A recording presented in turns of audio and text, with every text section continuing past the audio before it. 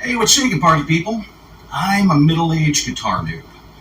But once upon a time, I was a teenage singing noob. When I was about 16, a couple guys came over to my place and asked me if I wanted to try out for their band.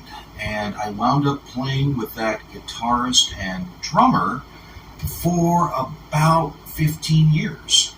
And after that band broke up, the guitarist pretty much stopped playing guitar. Which was sad, because he was A, a phenomenal guitar player, but B, he really loved playing guitar. So when I started learning to play guitar earlier this year, I asked him to come with me to Guitar Center to check out some pedals and some amps. And once we got there, he gravitated immediately to this Gretsch Electromatic Jet. And I'm not somebody who usually uses beauty adjectives to describe instruments, but it was a sexy guitar. And he just started playing with it, and his daughters were with us, and his eldest started playing along, and it was just great. You could see the joy in his face. I've never bitten his style. I have never in my life coveted one of his guitars. Okay, he started out, when we started playing together, he had this Ibanez. Okay, cool. It was good for the very early 90s. Then he got a PRS. Still, pretty cool guitar. But this Gretsch, yeah, I kind of stalked his guitar. So when I started thinking about learning guitar, I asked him what he'd recommend for me. And he suggested that I look at some baritone guitars. Now, baritone is a very niche sort of guitar. It is kind of halfway between a bass and a regular standard guitar. It has to do with the scale length between the nut and the bridge. An average guitar is about 25 inches. A bass starts, I think, at about 34. But a baritone's anywhere between, say, 27 to 30-ish. And I dug the idea. You mostly hear baritone guitar on old surf records or spaghetti westerns. Nowadays, it's mostly used to double the guitar lines on country songs. But with the recent-ish down-tuning craze in heavy metal, some folks have gravitated toward it. Guys like Rabia Masad. His signature guitar is a baritone. Well, a baritone came in the mail. Let's unbox it.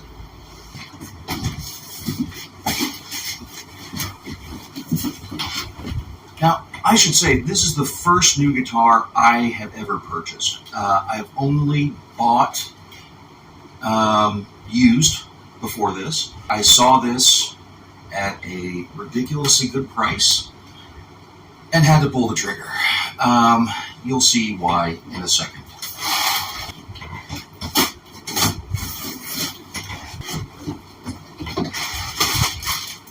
Always important. And it comes with an extra box. Here is the Gretsch G5260T.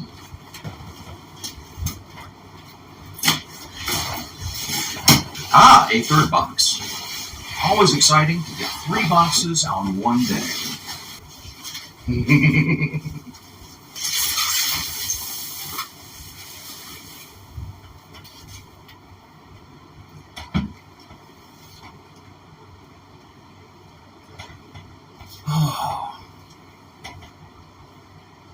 Oh, she's pretty. She's pretty.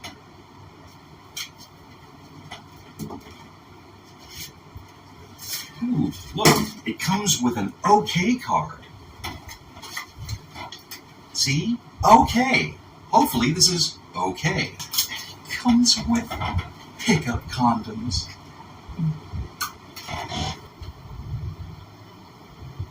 Never really gravitated toward Les Pauls or anything like that, but this just has such a nice, classic 50s, early 60s look. I love the these little thumbnail inlays. You know, it's going to make it difficult for me as a beginner to figure out where the hell my fingers are, but the price we pay for artistic beauty. Alright, I am going to go get a table, and we are going to put this thing up on it so that you guys can take a nice close look at it. What do you think? I think yes. Okay, now that we've got it on the operating table, here is the Gretsch Electromatic Jet baritone guitar with a Bigsby tremolo system. One of the things that strikes me is how wide the neck is. The neck radius is you know, it's a loving spoonful. Let's check the specs. All right, so we have right here, we've got, first of all, it is a solid body with a gloss black finish and pearloid inlays. Hooray! It is a mahogany body. Mahogany body with white binding with black and white puffing? The hell is puffing? Huh. I've been around guitar players most of my life. I've never heard of puffing. Body depth is 1.75 inches. I don't know exactly what to make of that, but I think it's a rather skinny guitar, rather svelte. The neck is maple with a bolt-on construction. The neck shape is a thin U. I have no idea how to discern a thin U from a thick C or a chunky D. I mean, I hope to not get my hands on a chunky D anytime soon, but we're moving on. Okay, so the scale length, this is the thing that makes a baritone a baritone. The scale length is 29.7 inches from nut right here, to bridge. I'm pretty sure it's counting the saddle rather than the actual Bigsby. Not entirely sure about that, but nut to bridge, 29.75 inches. It's got a little giraffe neck on it. The fingerboard radius is 12 inches. Ladies, the fingerboard material is laurel. Why do they call it the fingerboard rather than the fretboard? It has 22 frets, which is exactly one better than 21. It has medium jumbo frets, which, again, you know, I am perplexed as to the difference between a medium jumbo and a giant shrimp. It feels like a very tiny xylophone. Xylophone. The nut material is synthetic bone. That's a 2-for-1 of naughty jokes. The nut width is 1.685 inches. I'm sure there are tons of people out there who could tell you exactly why that matters. I am not one of them. Let's see. So the strings it ships with are nickel-plated steel gauges, and it says that it is tuned B to B. Okay. The strap buttons. Oh, this is fun. So when I got the box the hell out of here, I discovered this little baby. This little strap button. Apparently, Gretsch is quite well known for making people unscrew their strap buttons. And apparently this one just came pre-unscrewed just for me. Anyways, the strap buttons are Gretsch, oh, they're trademarked. Gretsch knurled strap retainer knobs. Sweet. The bridge is an anchored Adjustomatic. The tailpiece is a Bigsby licensed B50 vibrato. The tuning machines are die cast, wonderful, like Hot Wheels. The pick guard, right here, is silver plexi with black Gretsch and Electromatic logos. And so it is, right there. The control knobs are G-Aero control knobs. The bridge pickup and the neck pickup are Gretsch mini humbuckers. They kind of look like silver P90s, but they're humbuckers, so yeah, I assume they buck hums. We have a master volume and a master tone. They are not push-pull. I will attempt to pull, and I will attempt to push. Let's see, the pickup switches, let's see, it's a 3-position toggle. So position 1, where we're at right now, is the bridge pickup. Position 2 is right there, and that is both the bridge and neck.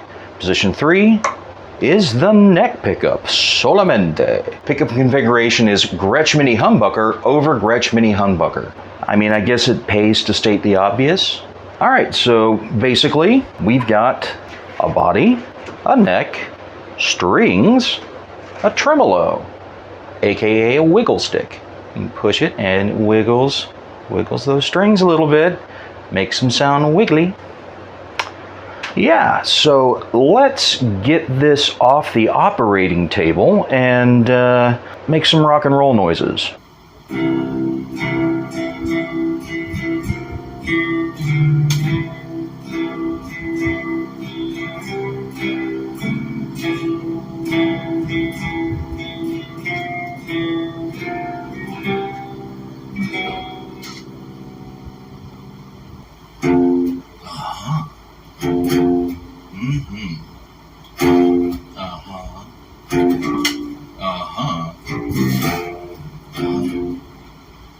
Look, I'm sorry I'm not giving this thing a proper workout, okay?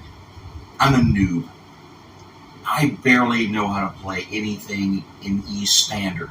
So this is a whole new animal, and it is frisky. It is a frisky little beast. I like it. Let's try something a little more nasty.